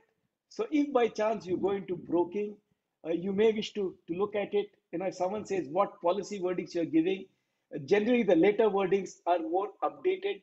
Yes, there are minor differences. I think in one or two aspects, 1182 is better. But on the balance, I think 1109 is more better for an insured cargo interest. If you look at Hull, the English policy 11083 is still the most widely used. 11195 has not been accepted because of the reporting provisions of 6 months. It also tries to put an issue as far as the employees of the owners. The latest policy is IHC 2003. I believe, if the insured or the owner has some muscle, he'll still prefer to go for 11083. It all depends who has the muscle, so to say. The American forms, you've got AIHC 77, which is the older one. I believe they have a newer version. I don't recall this thing. Norwegian, the people coming from Norway, those areas, they prefer on the NMIP. Their requirement is a bit different. Also, their insurance, law is a bit different, but those are on all risk policies. When you come to intermediaries, there are no common forms. Yes, even the P&I, there are no common forms. Although they are similar, you would find some differences which are there. So each one has their own form. And, this is the reason why someone should go to a broker if you're involved to take advice, what is there to do a risk mapping and doing it. So if you're a charterer, there is an exposure on basically, hull. If if that says that if the hull hits if it's an unseaworthy port, if you have damage due to cargo which is there, so there is an exposure on that. There is also an exposure, say bunkers, because a time charterer puts his own bunkers, he operates a vessel. So these exposures you would perhaps wish to take cover so that if something happens, the charterers P&I club takes over and deals with it. Additionally, there's a charterers FD&D club wherein you could deal with the disputes with the owners if it is not on the P&I or with an intermediary down, and they will deal with it. Freight forwarders, NVOCCs, again, I think, all, down the chain, people look at it, but these are the people who are actually involved. Express Pearl is a case in point. If you really have been following it, you might know that there is one container which was supposed to have caused a fire. It was due to a dangerous cargo which was loaded. To be fair, I don't think the freight forwarder was at fault. With my limited knowledge, I do not know the freight forwarder this thing, because the cargo is generally or very rarely packed by the freight forwarder himself. It is done actually by the shipper. Yes. But what happens is on the contractual chain, you would probably look, we were talking about the parabola, the freight forwarder is in the parabola, and the bill of lading is issued to the freight forwarder. Obviously, it'll go off trade. Now, the Express Pearl exposure, to my knowledge, should be about 125 to 130 million. I don't think the freight forwarder will have that amount of money to pay. So the ultimate analysis be that even if he's insured, I don't think his insurance will be more than 1 or 2 million. So that is where it is. So I think if you're a freight forwarder in VOCC, you have exposures. Someone misdeclares a cargo, you're given misdelivery. So they would need to take a liability policy to take care of it. If you have equipment like your own containers or other equipment which are used, there's a property cover, something like a hull policy or cargo policy. You have the institute container clauses. That's a property policy which is there. Agents and service providers, again, nowadays, they try to find, whom to go. So you would probably need to do it. Ports and terminals, I have seen fires in many terminals. Many a times you will find that the boom of the gantry has not been retracted before the vessel, berths, and the gantry falls down. There is a person, the gantry operator can die. You may have issues. So you have these liability aspects, and also the port equipment. That's a property policy. Similar, you could try and take a cover on that. I think I'll touch on the K&R. I think, my view, again, this is, everyone has his own view. I think the P&I policy is a named perils policy.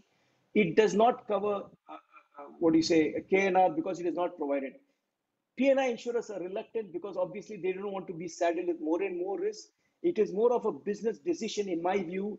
If someone is trying to trade to, let's say, Nigeria, and someone who's willing to trade to Nigeria or to Ghana or to places where there's pirates, obviously is going to get paid a much higher amount of charter hire of freight. So, and if I was a crew, I would obviously try to mitigate, or I'd probably say to the owners, I will only go there if you cover my exposure. That's the reason when you would probably take a K&R policy. As far as the law is concerned, I tend to agree that in some jurisdictions, like in America and Israel, it is against the law. But in some other jurisdictions, like UK, it's still gray. There is nothing against preventing you from taking. So there is payouts either under the K&R policy or under GA. But like I said, there is no right or wrong answer to it. This is a separate cover which is there. And it is generally given out of, it is a separate people who are providing it, not from the marine side. Because this cover was actually created for people who are working in historic places like Papua New Guinea or for that matter, Afghanistan. If you're going to work there as a person there, if someone sends me to Afghanistan, I would not refuse. Actually, you make a lot of money, but I'd probably say, am I insured for it? Yes. So that is where you would probably like to have a K&R insurance. Who know, they know that they have to pay. They're not going to talk about the law. They'll probably say how much, how soon, what denomination, and they'll probably say 100 million not possible, 2-3 million or 5 million is possible. And with people who are the same thing, they would probably be able to find a solution. I think my intention was to just give a brief overview of the marine policies. So I've done, like I said, if you have any questions, I'm happy to answer as it comes. Thank you very much for your time.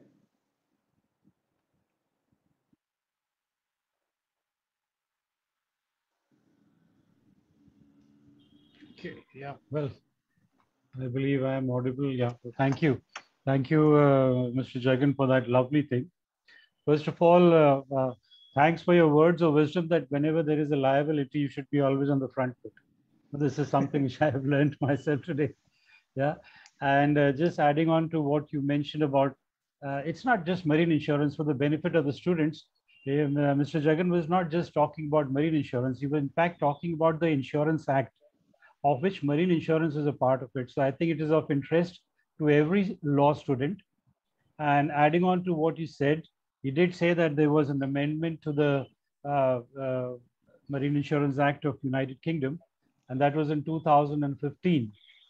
So instead of one of the very prominent amendments was, instead of utmost good faith, which we have in our insurances, once again, let me stress that it is not marine insurance which I am talking about, a general insurance. And as lawyers, we all need to understand general insurance, not just marine. So the amendment in the UK Insurance Act was utmost good faith was replaced by fair representation under article or under section 3 of that act. So that is a new amendment, one of the most prominent ones. And now I'll, before I hand over to Yashi for some questions from the students, I have one question to Captain Harry. If you could please let us know, sir, how a P&I club is formed. How is it created? Who creates it? Who are the ones? Who are the people? Okay, is in a tongue-in-cheek answer, a couple of Goras sat and had coffee over there in a coffee house, and they decided to start insuring ships. But to form a P&I club is no small feat. I think the financial resources, a lot of people talk of, let's just open our P&I club. A lot of countries speak about it. But the resources, the thing is, there is a lot of emotional support and, this thing. But the main question that needs to be asked are, what are the financial resources? If you're providing insurance to a sector of, say, shipping, for example, can you put your hand on your heart and say that I would be able to respond to each and every claim without having to think of too many reasons of walking away from it? If you want to walk away from an insurance claim, you can find a reason in every insurance claim to walk away. I mean, we've been in this business for too long, and especially in shipping, we can walk away from every claim, but that's not what we're here for. So the thing is, the main thing that is required is financial resources and trust. So now, if a body is going to be forming it without a consortium of having these vast financial resources, I see it being unfair to the audience who would blindly go and buy insurance. They may buy it for that reputation or name, but then you're not just looking at one claim in isolation. Sometimes it just comes, when it happens, it comes in dozens. It's like machine gun fire. Like Jagan said, it's not sniper fire. It's like machine gun. When it comes like chappan phad ke aata hai. Unlike ever We'll given. be able to respond. Yes. Right. Yeah. Can I add one thing? I come from the other side. I think it all makes a difference who is the member. Does the member have a good claims team? If he or she doesn't have, I would recommend that they should consider a club which has that. But if you are someone who has the capabilities yourself, and you're doing it, I think it should, I don't think a problem. Lloyd's is also a good security provider. They would deal with it. But yes, the advantage of someone going to an IG club is they have correspondents all over. They are very responsive. They have a 24/7. But if you have someone like Maersk or CMA CGM, I would think that it would probably make, I'm not, I would probably make sense to probably say, okay, I retain my exposure to 1 million or 10 million and then probably take a reinsurance about that. Does that then does that mean that the difference between an insurance and a P&I club is that insurance company can refuse your claim at times, but P&I club has the ability to pay it every time? I don't agree on that. Probably the difference. No. The insurers also pay. The question what happens is, probably the advantage in a mutual is you are heard. But having said that, I have got if you're a big member, then perhaps you could speak in the directors' meeting, so to say. Okay. If you're a singleton, you might not have the voice. But what I said, I don't think there's a right answer, wrong answer. But yes, they have more resources, more capabilities. More capabilities. No doubt. Okay. All right. Thank you very much. If I can add a little more, Captain Pankaj, on that, actually, we do have certain cases where a PNI club, an IG PNI club also reserves cover. It is not that we pay everything, although we try our best to pay it. But the advantage of having an international group club is, first of all, reputation, because you're covering 95% of this thing. Like Jagan said, the resources, the correspondent network and all, it's all very strong and time tested. So you could say you would like to go to one of the leading, you would get whatever boxes you want to tick would be ticked over there in terms of service, because everybody has to have certain things. That they are financially sound because we have to comply with solvency measures. Since we are like, our club is UK registered, we have to have our credit rating. We are rated with Standard & Poor's. So we have to have those credit ratings as part of your solvency and all. So as an insurer, you would like to not only go for the cheapest premium one, you would like to go for somebody who's solid over there. Reputed. The other thing is, now if you go to a fixed premium insurer, that one claim, if he has to pay for whatsoever reason, is really going to take a toll on them. And the reason is because it's a mutual of 13 clubs. The damage is not so much on that independent club, it is shared by all the other clubs. So it is a little more, it's not like you're directly singled out and shot. So the mindset is slightly more different on, okay, fine, this is not going to burn our pockets per se, because we've got. Like you said, it's more positive. We've got a little more deeper pockets, if it sounds very unscrupulous, but we've got a little more elbow room and deeper pocket. It wouldn't burn our own pockets if we had to pay a claim. Okay. However large. Thank you. Thank you very much. Over to you, Yashi, in case there are any questions, please. Thank you so much, sir. Sorry, if I may just butt in, you wanted me to touch on arbitration. If you want, I'll probably take it in 1 or 2 minutes, and then I'll. Lovely. I'm sorry, great, I missed it. My apologies. No, please. Thank you. That would be wonderful, sir. I think what happens is that in the default process, if you do not have anything provided in your contract, you would need to find a jurisdiction where you can found jurisdiction. The way to do it is you'll probably arrest a vessel, if the vessel comes to a place, and if there is any admiralty law which allows for arrest. Not all countries have this provision where you can arrest a vessel. In common law countries, you have, I think it is HJACA Act or the Supreme Senior Courts Act in UK. And I assume the similar something will be there in the Indian Act, so to say, where you can arrest a vessel if it is there. Now, the problem if you go to a court, you might not, the courts might not have the resources, the knowledge, or the capabilities to deal with it. So contractually, you can agree to deal with your disputes by other forms of dispute resolution. One of them is arbitration. The way arbitration started is market justice. The market decides and they go on. Unfortunately, in some jurisdictions, it has moved. It is just becoming a court process where you have retired justices taking care of it. So it becomes, you're just doing the same thing. But if you look at the traditional places like the LMA rules or the LMA arbitrators or other places, you generally find commercial people who are bound by the law of the contract, who are bound by the processes, and they try to give justice or an award at the shortest possible time with a reasonable price. And so what happens is parties don't want to settle their problems and move, and arbitration is a nice way to do it. There are different rules, different processes. I think that itself is a separate subject. I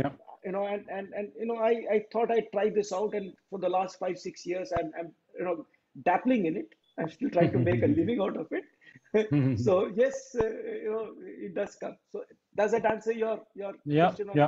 Thank you. In fact, thank you very much. In fact, a few days back, the Student Council of NMIMS had organized an arbitration contest with some about, I think, 24 or 25 colleges and 72 odd teams took part in it. It was a roaring success. And that is why I thought that today, if you could please touch on this subject. But thank you very much for that. Okay, Yashi, over to you. Thank you so much for touching on arbitration, because we might have questions related to that as well. So there are a few questions in the chat box. Because the setting is done in that way, the questions come to me. So I would just ask you questions. So the first question is from Paushali, and that's directed to Captain Harry. Sir, could you please explain few frauds with respect to the P&I surveyor? Also, why will a certain outside P&I club survivor come and claim their ship, like the insurer, and what benefit does it have? Sorry, could you just repeat? Yes, I will repeat again. Yeah. So first question is few frauds with respect to the P&I surveyor. Okay, with a surveyor. Yeah. Okay. Okay, so when I say frauds with respect to P&I surveyor, what happens is we have, like I think I mentioned, one of the things is the P&I surveyor goes on board claiming to represent the P&I club. But he does not mention which P&I club, whose P&I club. He could just say, I'm your insurance surveyor. He could be representing the cargo interests, and the cargo interests are not always on the same page as your P&I. They could be on different sides of this thing. So it's very important to be identified on who the person represents. And then only then would you be able to decide on how much access.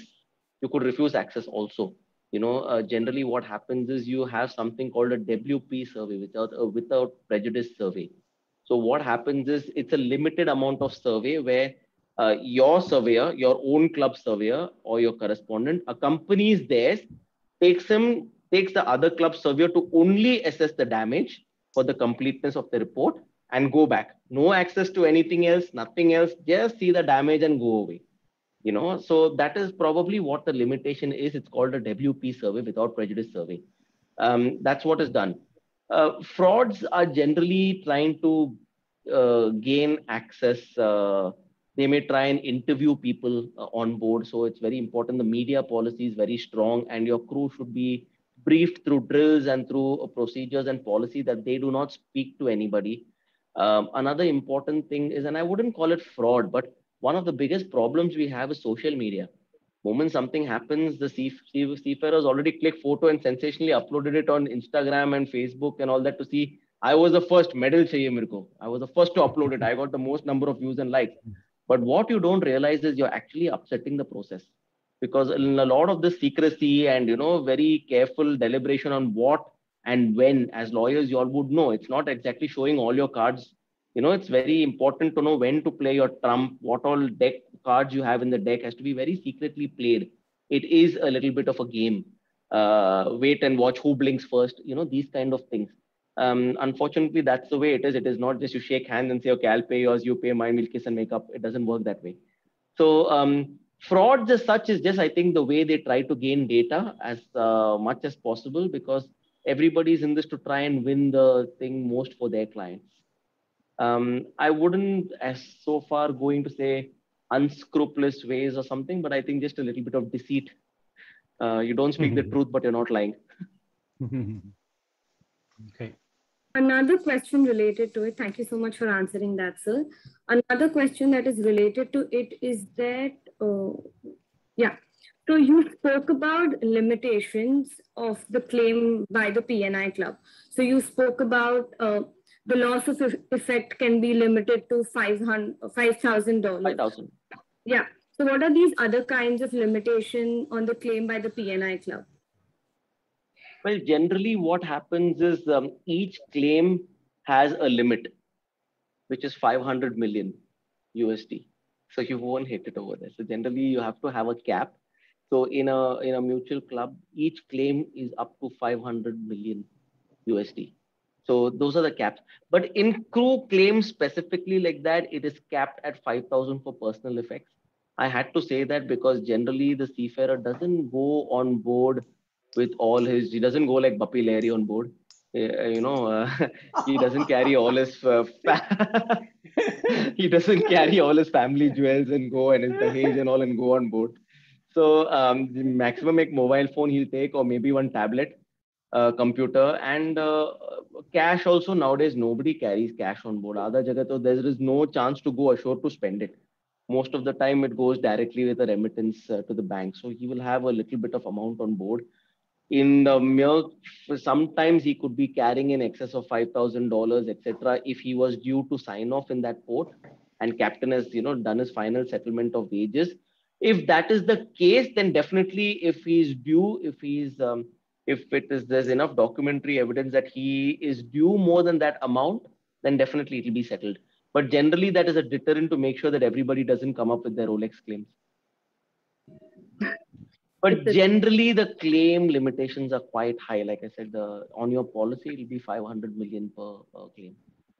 So, sir, are these claim limitations only for the people on board, or is there like a claim limitation? Sorry for that. Is there like a claim limitation for a PNI club as well? No, as such.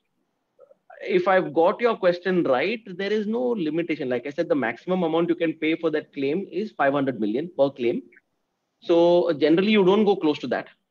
Generally, you don't go anywhere close to that. It is just because you have to have a cap. But apart from that, no, I really don't see anything. What is legitimately to be paid, what needs to be reimbursed, what has to be done. In terms of, like, say, death or disability and all that, there are all national standards. If a person gets permanently disabled, partially disabled, death compensation, that is all there as per his contract or his CBA or as per the national flag regulations. We are just guided by that. MLC also gives a certain amount of guidance, the Maritime Labour Convention. It gives a little bit of guidance on how much you have to pay in terms of, you know, loss of wages or something if he gets off injured and medical treatment. So there are clear set rules on that. The club doesn't use discretions. Generally, all national laws do have these stipulated, failing which it is there in the crew care contractual agreement. Okay, understood. So thank you so much for that. Because we spoke about death claims, and so I'll get to the next question. The question is, are armed robbery claims and seafarer death claims covered while reassuring? So, I mean, if you could just give a little more brief about how they are covered. So what happens is there are two things. So suppose a person dies on board.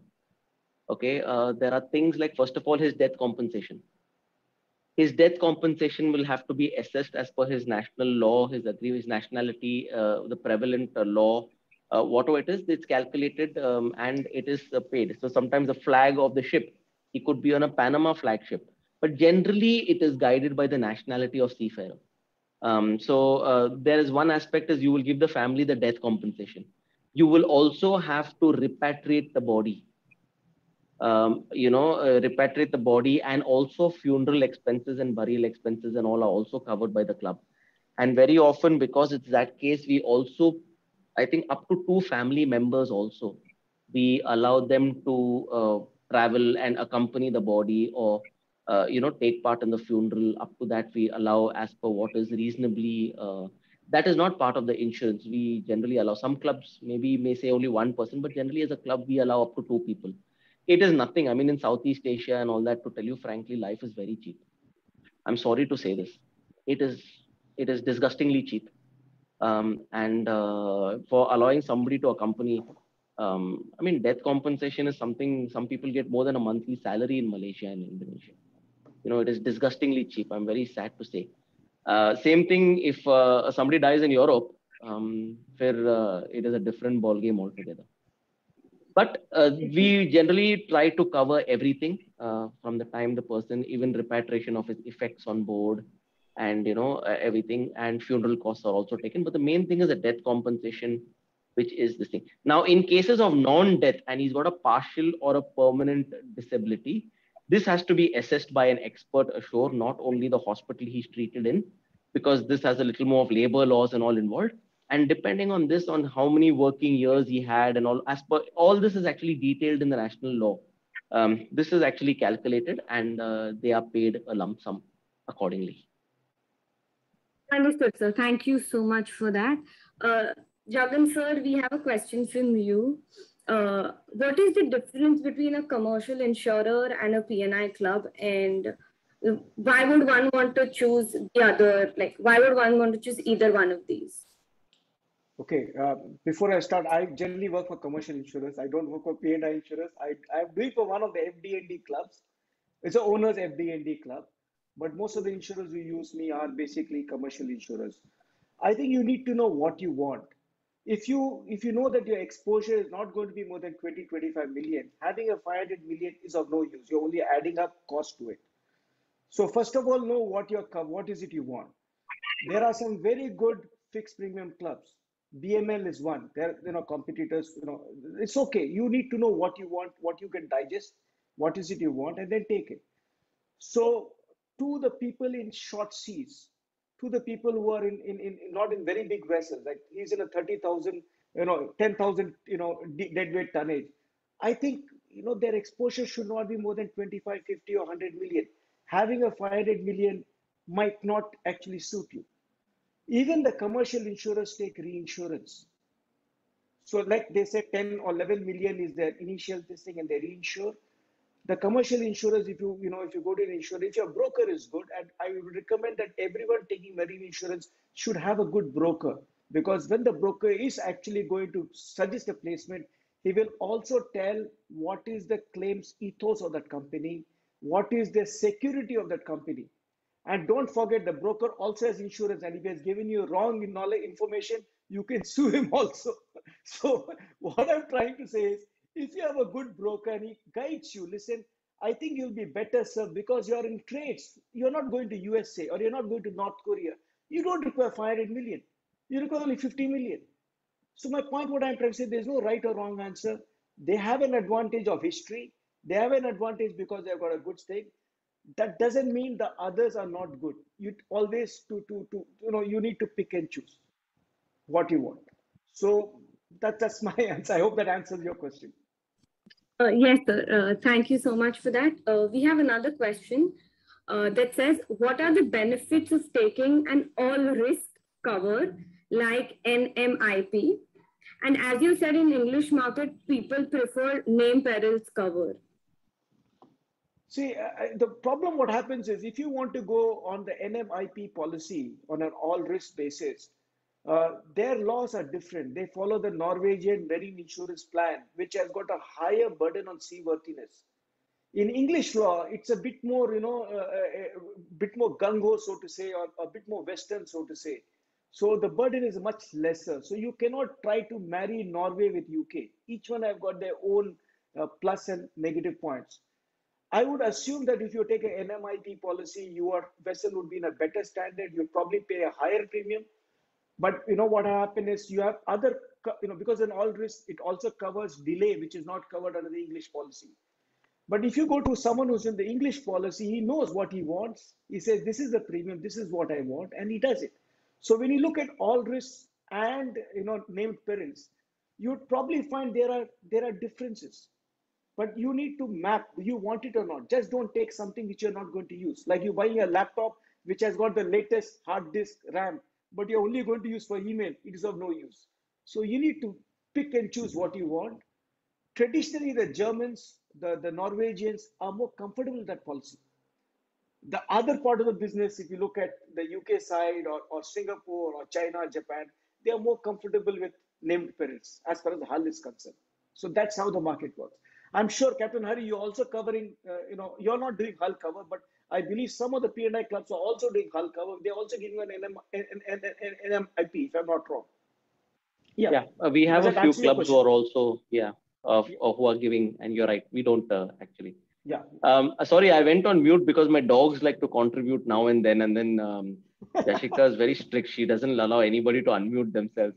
One of the main things I think which Jagan did not say, and I'll say quite openly, is definitely a fixed premium insurer is cheaper than a club, because you can opt for lesser covers as per what is pertinent. Whereas we do not have that flexibility of giving you reduced cover as such. So generally we are not the cheapest, and price matters a lot. I know, okay, Captain Hari, I think, when I was involved with a ship owner, we did compare. The difference is not huge. That much I would say. It's not, but you know how they operate. Single owners, they operate. They like to just cover which is cheaper. It fits all of these things. Let's just take it. It's not, so that is, penny wise, pound foolish. So it all depends. That's the way I look at it. Yes, true. The other question that we have is, there is no P&I club in India, but now IRDAI and with NISA is trying to put up a P&I club of India. What are your views on it, both Captain Hari sir and Jagan sir? And how do you think it will affect the development of marine insurance market in India? Just Pankaj's question, is it? No, it's a student.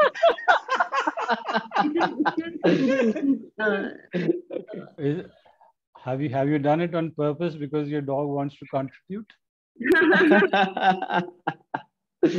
Yes, yeah, Rashi, you're right. We did have some coverage in the news stating that these two bodies are trying to start a P&I club.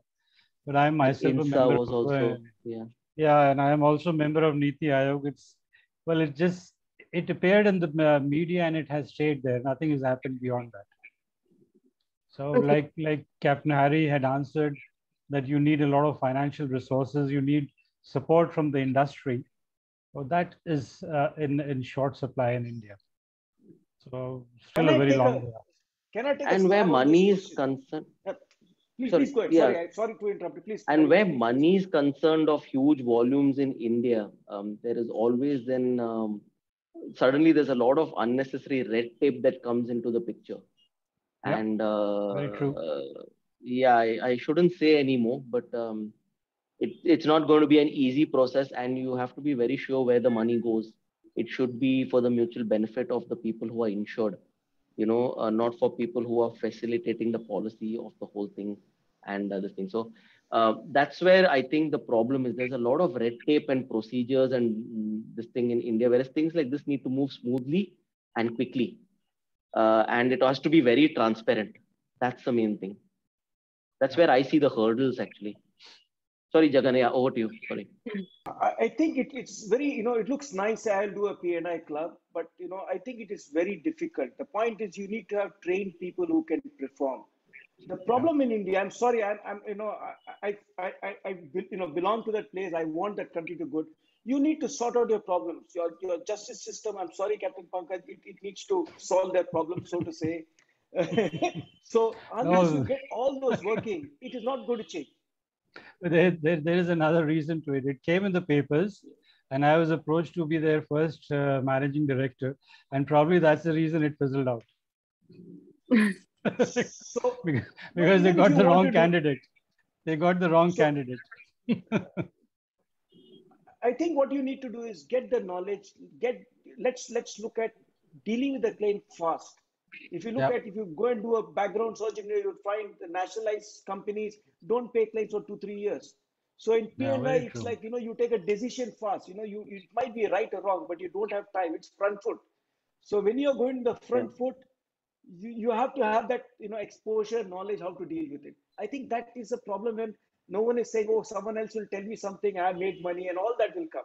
In the international side, we stand by what we do, and it's a bit different.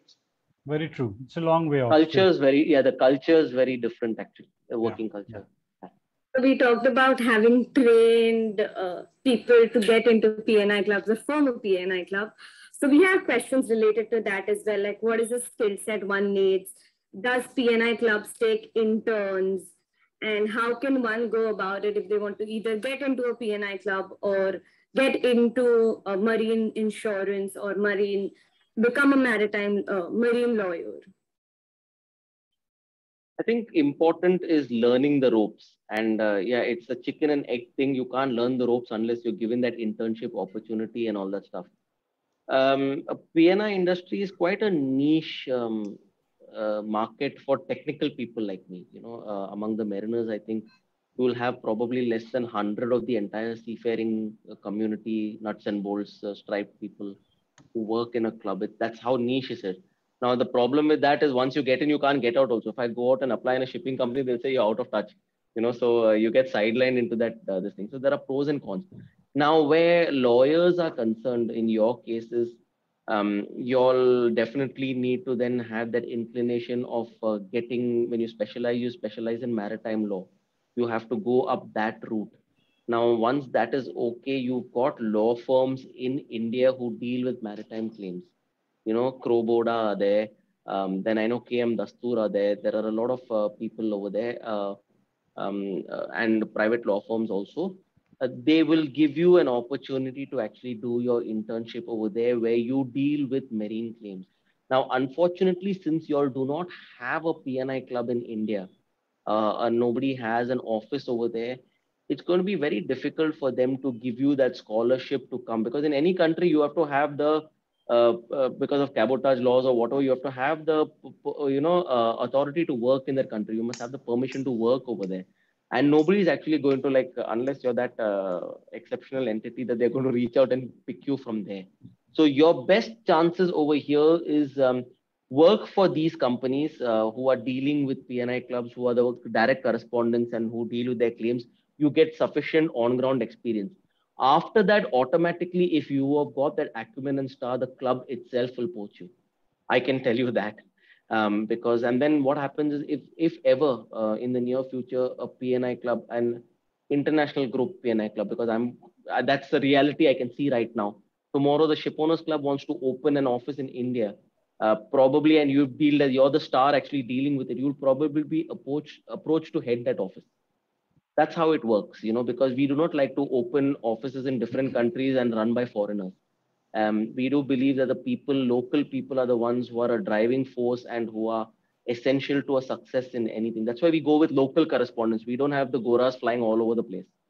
They need brown people like Jagan and me also, to kind of hold the fort in these parts of the world. Thank you so much for that. So that's the best thing I can see. I know Venki and associates are also there. These companies are there. Correspondents and broking companies also have correspondence companies. Captain Pankaj also knows a few. We've had a couple of chats on these things. But that is your best thing, because I don't know if you all can directly get an international placement in a P&I club. I have not heard of. Here, through the MPA, they've got government insurance colleges and the MPA, MPA internship program. Now, to keep the government happy, we have to do that in Singapore. We take an intern now and then, just to keep them happy, because they give us a lot of rebate for having the club in Singapore, tax rebates, etc., from the authorities. So an odd thing. This is where, I think you need your country to also take focus on the business. Like he's talking of MPA. MPA invites clubs, or people say they facilitate, they give them SOPs. They also try to have the locals learn. So I think, one of the ways, if you want to graduate to becoming a P&I club, get your people, involved, get companies to come to India It is a long process. It's not going to be, this thing. But yes, countries like Singapore, Hong Kong, Dubai are perhaps taking a different approach. They're smaller countries, so yes. So, do commercial insurers or commercial insurance company that deal with maritime take interns and when it comes to your section, Jagannath sir, when it comes to your section, is internship or providing mentorship a thing? Does it happen quite often? I think, let me put it this way: in the property covers, if you look of hull, if you look about cargo, there are very big public sector undertakings in India which are providing this cover. And I believe that because of the rates, because of what they're doing, they probably have 80% of the Indian market. You would need to approach them, and if they get someone who can really help them, why not? It's a question of approaching. You knock the door. The worst case, this is something which I learned long time back. The worst case they say is no, but if they say yes, why not? So, and the other thing is, you need to knock enough doors. No one is going to open the first knock. You probably have to knock 100 times. You will get somewhere to get inside. And in addition, you could talk to the P&I correspondents. There are a lot of P&I correspondents who probably do not have a legally qualified person. You can talk to brokers. You can talk to freight forwarders. You can talk to ports and terminals. You can talk to all the intermediaries. And not only the law, get your feet wet by understanding the commercial practices. Because more often than not, the solution is in the commercial practices. And when you all are ready to take that final step, if you all are ready to finally, I mean, there are a lot of people on the call who may not even be thinking of maritime law. If you all are ready, this thing, give me a call. I'll see, probably I can speak to the local people over here. And why not? I mean, if I can just, generally, if we can ask them to say that we've got a good candidate, if you can give a recommendation or something, why not? If you're ready, if we can kind of push them to take an intern or something, then we can always help test the water for you. Thank you so much. Another thing is, I don't know how the placement works with your scholarship placement, but for further studies, then if you all want to take any further scholarship or top-up studies, then you should then try to do it in countries which have got club offices, like Singapore's got. Hong Kong is people are withdrawing from Hong Kong because it's not that feasible anymore. But the UK, some Scandinavian clubs are also there. If you could actually then look to get scholarships over there, go on a student this thing, get a qualification over there, it's much easier for you to get absorbed. You could work your way there with your contacts and your qualifications. Thank you so much for that, sir. Now that we've come to further studies, we just touch up on that point a little later. We have a few more questions relating to marine insurance. So because now everything is getting so digital and there are cyber frauds and cyber crimes and cyber risks happening so often, does marine insurance include the cover of cyber crime and risk or fraud, Jagan sir? Okay. I did say that the property policies are generally, are named perils as far as hull is concerned. So hull, if you're going in the English policies, there has to be a specific, peril, which is, cyber crime, so to say. One of the ways is you can actually take a separate cover specifically. It's possible to buy it off the shelf for that, but it is not available in the policy. Having said that, the effect of cyber crime might be covered, but not the cyber crime per se. It's a fine point. If you can try and fit in one of the proximate causes of what is covered, because cyber crime is not excluded. If it is excluded, exclusion trumps everything. Now, insofar as P&I Club is concerned, I don't, again, Captain Hari will be knowing much better than me on this. But I believe they have a much more lenient way. At least the IG Club, they do cover a bit of it. But you need to look at it whether cyber crime is excluded. If it's not excluded, can you fit in? And if it's expressly provided. So yes, people are taking cyber crime as a separate cover. It's excluded from our club. In fact, the clubs generally are taking it as an exclusion. So like Jagan said, there are a lot of market solutions which are offering cyber cover. The thing about cyber also now is cyber has become a statutory requirement for ships. In 2021, I think cyber security, IMO brought in the cyber security law. So it's a statutory requirement as well. And in most cases of insurance, before anything is processed, the due diligence is checked. Whether you have met your statutory requirements towards, covering whatever you have to cover, doing whatever you had to do, etc. If you've taken your due diligence, only then the next step is moved. But as of now, it is an exclusion. I'm sure in the near future, it should be included as well, because this is something, if we keep excluding, then we're going to lose good pillars of business. Thank you so much for answering that, sir. Another question that we have is that does practice of maritime law or getting into the field of maritime law mean you have to travel a lot and explore? Explore, not really. You wouldn't have to climb a mountain or something and get all those fantastic pictures of sunset. You'll probably be offshore among sinking ships and wrecks and dying people. It's not a cushy job. I can tell you this. When you travel, you may have to go and see and do horrible things. It's because it's a casualty you're actually taking care of. Sometimes there are people dying. Sometimes there are vessels sinking. It's all in hostile environments. You could be having to go and take where the locals are guarding that wreck, but you have to go, but they're like, local police acting funny. And it's not exactly it's not exactly an exploring job. You really wouldn't be able to do a talk show saying that you're trying the local food and all that stuff. You will have to travel. The travel is going to be under not exactly fantastic circumstances. You may have to jump off on a flight within a matter of a couple of hours. You don't know when you're going to come back. You don't know what you're going to pack.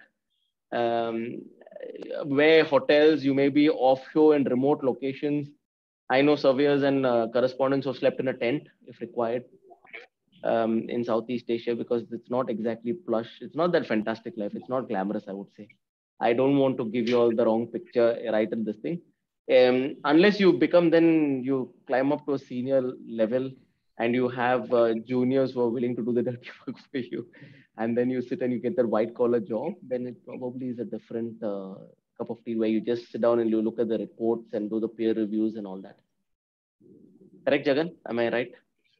Yes, you're right. In the sense that if you like to have issues coming up, the reason why I like this industry is every day I see something different.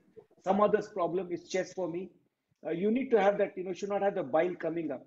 Some fire is happening somewhere, someone is losing. If you are happy to deal with that, it's good fun. You learn every day. It's a different thing. But yes, you need to be very practical. You will have practical issues. Probably, I'm a vegetarian, so I've gone to places where I don't get food to eat also. So these are things which will happen. So you can't just complain. You just have to live. You have to survive. That's it.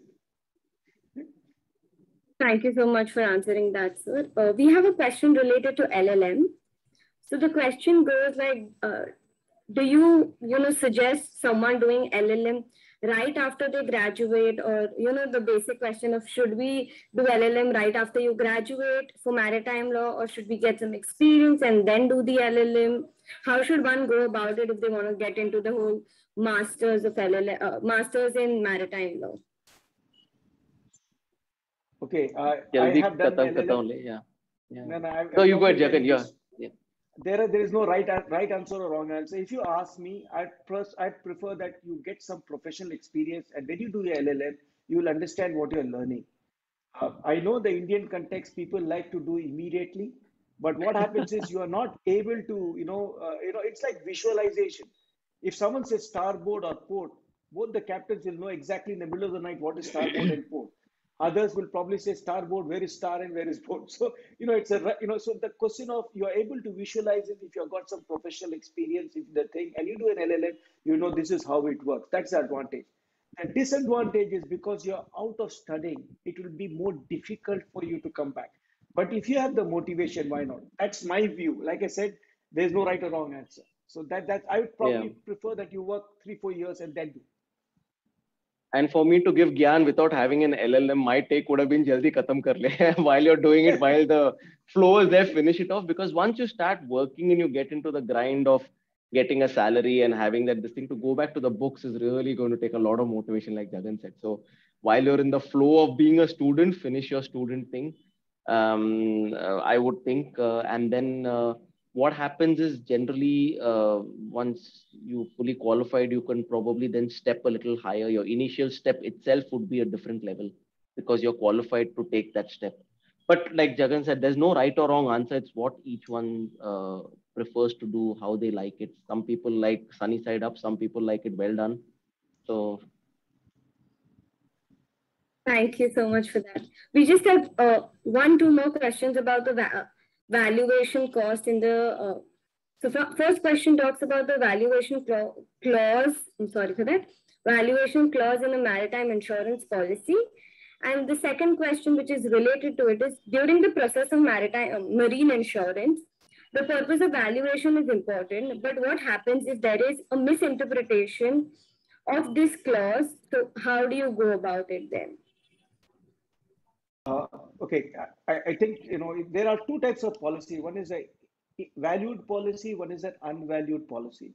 You find that valued policy and unvalued policy more in property policies. If you look at liability policies, they are on sum insured, in the sense that that is the maximum liability which the insurer bears. And like we were talking, this is what this thing. When you talk about valued policy, that is the maximum extent of the insurer if there is a loss.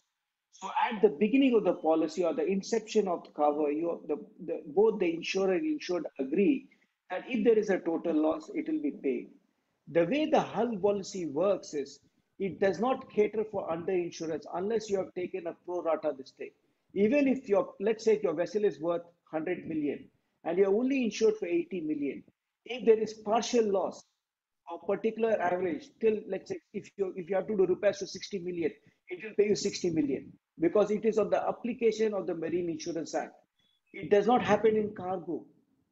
It happens only in the hull policy. So there is a specific subsection or section of the Marine Insurance Act which deals how the adjustment is done. But when it goes to that 80 million, after that, the insurer will say, listen, my limit of liability is restricted to this. After this, I'm not there. So you would generally find if there's a valued policy, that's how it works. And you generally find that people take only with a normal policy, they'll take 80% and they will take a total loss cover for 20%. So you can actually mix and match and get the best premium. Again, your broker will be able to explain on this, how it works. So that is how the hull policy works. In a cargo policy, again, it will generally be in a valued policy because what happens is take it 110% or 115% of the CIF value. If you don't have a valued policy, then you would need to prove the loss if it's a total loss after the loss. That becomes problematic. Then you would probably have to find what is the value of the property. Like if you're selling, on the basis of commission, if you're not able to do it on invoice, yes, it is quite possible that you say, listen, I would like to do on the destination. So you need to prove the loss at that point of time. But if you have an invoice, it facilitates the way the claim is done. So like I said, it all depends on what you want. Valued policy, easier to deal with it. Unvalued policy, there is a process which you can still do it.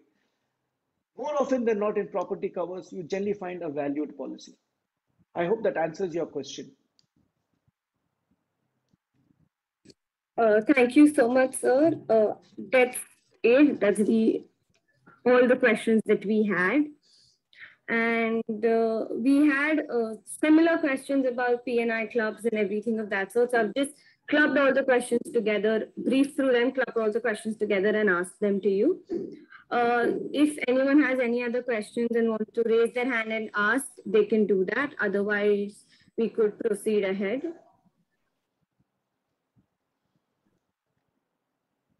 Okay, so I think people don't have questions.